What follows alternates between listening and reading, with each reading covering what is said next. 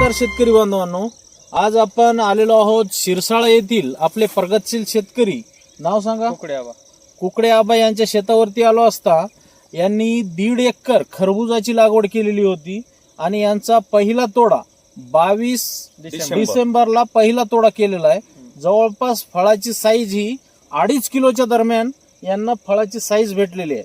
आज सुद्धा पाहू शकता, इथं दाखवा, आज सुद्धा पाहू शकता की हे फळ जवळपास 1.5-2 किलोचे आहेत. आज तारीख आहे 6. या तारखेला सुद्धा एवढ्याली साईज आपल्याला भेटलेली आहे. यांनी महालाभ हे खत शेवटच्या टप्प्यामध्ये फुगवणीसाठी, कलरसाठी आणि शायनिंगसाठी वापरलं होतं.